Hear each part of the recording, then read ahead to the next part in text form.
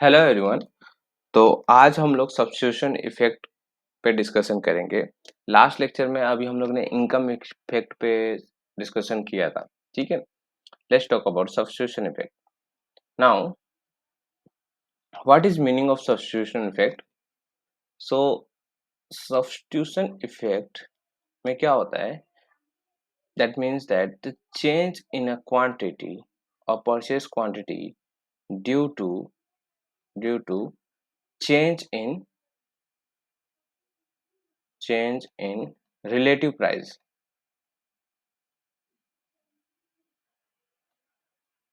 and during this time your real income is constant. Okay, so remember it. What is substitution effect? This is a change in a quantity purchase. Okay, and during the as change in relative price alone and the real income remaining the constant. Okay, now let me explain you this in more detail. So is, let's say there are two good, x and y, and you have the income m. Now as price of good x fall, so इसका effect क्या होगा? जैसे price of good x fall करेगी तो आपके पास जो है ना, जो इनकम है आपकी, है ना, वो तो एम ही रहेगी। बट ये same quantity, let's say initially it was P X and P Y, दोनों की प्राइस थी, तो उस समय आप कंज्यूम कर रहे थे लेट्स से 10 क्वांटिटी और 10 quantity of the both good. But जैसे प्राइस फॉल हुई एक्स की, तो आप अभी भी 10 क्वांटिटी और 10 क्वांटिटी कंज्यूम करोगे तो कुछ पैसे तो आपके बच जाएंगे ना, कुछ इनकम तो आपकी सेव हो जाएगी ना। तो that's why we call it that saved money को क्या हम बोलेंगे कि रियल इनकम इंक्रीज हुई, real income increases because of this fall in the prices. Okay, but what we want here, हम इस जो रियल इनकम जो इंक्रीज होती है या आपकी जो परचेसिंग पावर इंक्रीज होती है, उतना हम अमाउंट क्या करते हैं, रिड्यूस कर देते हैं। So that's why real income जो भी पुरानी थी उतना ही रखे, that means what ever amount of, मतलब फिर से हम वही रियल इनकम ला देते हैं, है ना। रिड्यूस योर अमाउंट ऑफ, जो भी आपको गेन हुआ ना, जितना भी रियल इनकम का, वो हम ले लेते हैं। और फिर कंज्यूमर जो क्वांटिटी सिलेक्ट करता है, तो ये जो चेंज आएगा ना इसके, इस क्वांटिटी और इस क्वांटिटी के बीच में, उसको क्या बोलेंगे हम लोग, सब्स्टिट्यूशन इफेक्ट। और ज्यादा क्लियरली आपको आगे समझ में आएगा, चलो देखते हैं, है ना। तो एक्चुअली सिंपल वर्ड में यही बताऊं सब्स्टिट्यूशन इफेक्ट क्या होता है। तो this is the change in quantity due to change in the relative price. Okay, relative price change हो जाती है और हम रियल इनकम को कांस्टेंट रखते हैं। और ज्यादा क्लियर होगा आगे, चलो देखते हैं। Now I am talking here Hicksian substitution effect. Okay, so Hicksian substitution effect में यहाँ पे हम लोग सीवी को डिफाइन करेंगे। What is CV? Compensating variation. इसको, इसकी कभी कभी डेफिनेशन पूछी जाती है, तो यहाँ पे मैं इसको डिफाइन भी कर देता हूँ, है ना। तो देखो, पहले जो money income of the consumer is change bye an amount which keep the consumer on the same indifference curve on which he was before the change the price, है ना। इस बात को इस तरीके से समझो, है ना। मैं डायग्राम से जब समझाऊंगा ना तो ज्यादा क्लियर हो जाएगा ये। So that is the Hicksian substitution effect takes place on the same diagram, same indifference curve. तो इतना याद रखना, जो हिक्सियन सब्स्टिट्यूशन इफेक्ट है वो सेम डायग्राम पे ओक्योर करता है ना। सेम डायग्राम की जगह इंडिफरेंस कर्व समझो, है ना, इंडिफरेंस कर्व, है ना। ठीक है, तो सेम इंडिफरेंस कर्व पे जो ओक्योर होगा। ठीक है, now now what is the definition of CV? Compensating variation की क्या डेफिनेशन होती है, तो वो देख लो। The amount the amount by which the money income of the consumer is changed so that the consumer is neither better off nor worse off than before is called is compensating variation of income। तो मतलब क्या है कि जैसे due to change in price, price में change होने की वजह से, है ना, आपका जो रियल इनकम में चेंज तो आता है ना। Your real income is change, not money income, but your real income क्या होगा, चेंज होगा, है ना। और उस रियल इनकम को आप कंपनसेट कर दो। लाइक अगर आपकी प्राइस अगर समझो डिक्रीज हुई है, तो आपकी रियल इनकम क्या होगी, रियल इनकम क्या होगी, इंक्रीज होगी। तो आप रियल इनकम को, वो जितनी भी रियल इनकम इंक्रीज हुई है उसको कम कर दो, है ना, उतना ले लो, है ना। तो उससे उसी को क्या बोलते हैं, उस अमाउंट को क्या बोलते हैं, compensating variation. Okay, now this is the second definition. I hope first अभी आपको इससे समझ में आ गया होगा, बट अभी अभी ना अभी मैं इससे समझाता हूँ ग्राफ से, तो आपको ज्यादा क्लियर हो जाएगा पूरा, है ना। इवन सब्स्टिट्यूशन इफेक्ट और ज्यादा क्लियर होगा, ठीक है। तो यहाँ पे देखो, पहले लेट्स से कि price of good x fall होती है ना। यहाँ पे गुड एक्स है और ये है गुड वाई, और हमारा इनिशियल जो बजट लाइन है, इनिशियल बजट लाइन वो कितनी है, वो है हमारा पी एल, ठीक है। और हम लोग इनिशियली जो एट अ पॉइंट क्यू पे हम लोग कंज्यूम कर रहे हैं, ये जो पॉइंट क्यू है इस पे हम लोग जो एक्स है उसकी ओ एम क्वान्टिटी और जो वाई है उसकी ओ एन क्वान्टिटी हम क्या कर रहे हैं, कंज्यूम कर रहे हैं। ये एक्स की है और ये वाई की है। ओके, नाउ सी क्या होता है कि प्राइस ऑफ गुड एक्स क्या होती है, फॉल होती है।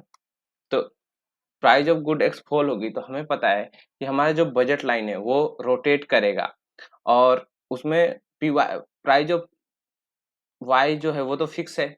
तो ये पॉइंट तो शिफ्ट नहीं होगा। कौन सा पॉइंट शिफ्ट होगा, ये वाला पॉइंट, मतलब रोटेट, ये पॉइंट फिक्स रहेगा, इसके इस पॉइंट के रिगार्डिंग ये रोटेट करेगा। और ये पी एल से क्या चला जाएगा, पी एल डैश, है ना। वो कैसे जाता है हमें पता है। ये पॉइंट क्या होता है, ये एक्स इंटरसेप्ट को रिप्रेजेंट करता है।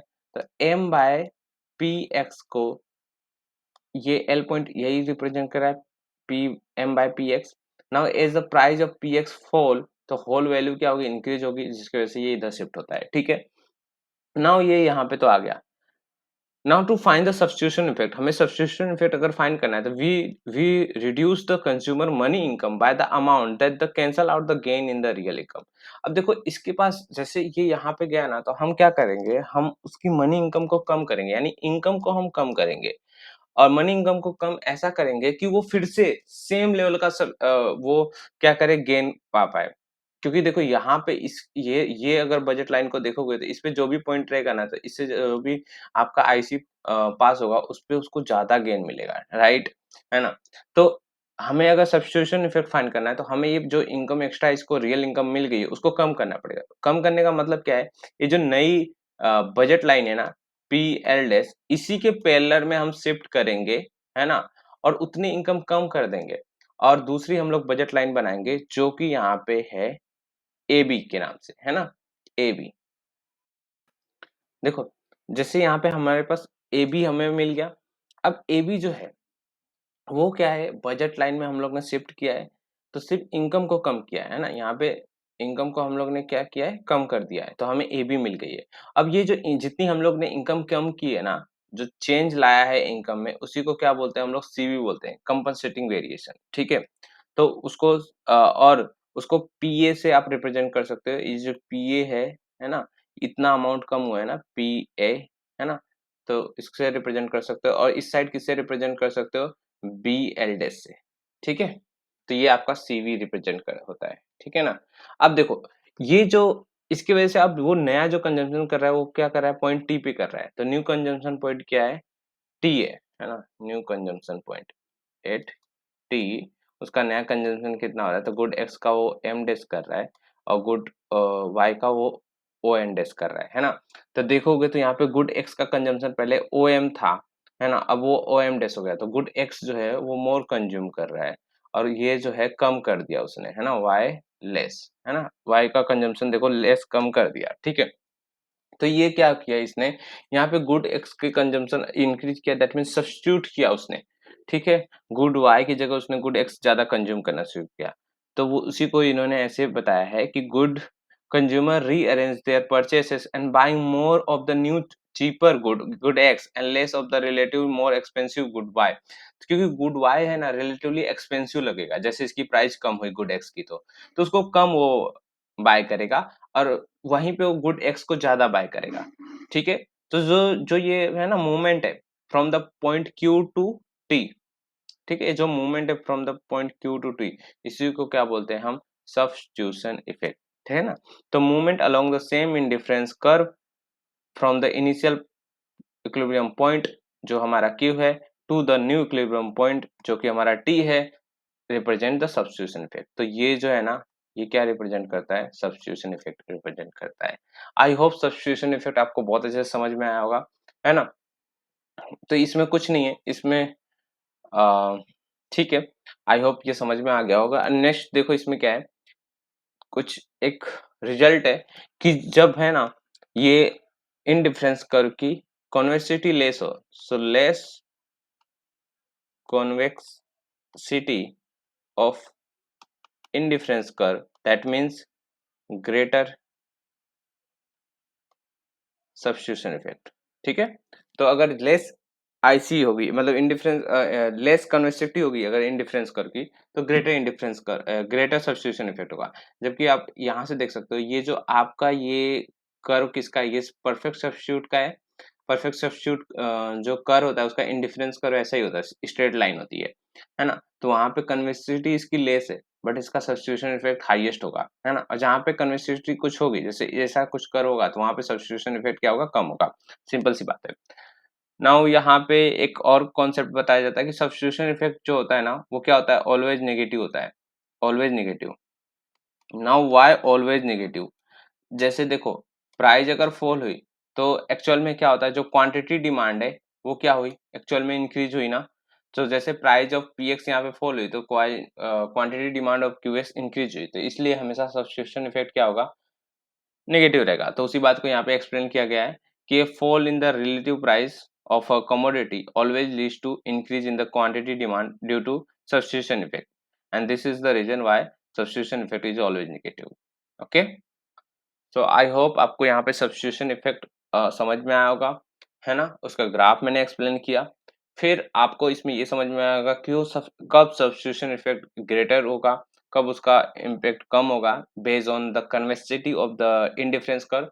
और नेक्स्ट मैंने एक्सप्लेन एक्सप्लेन किया why substitution effect is always negative. Okay.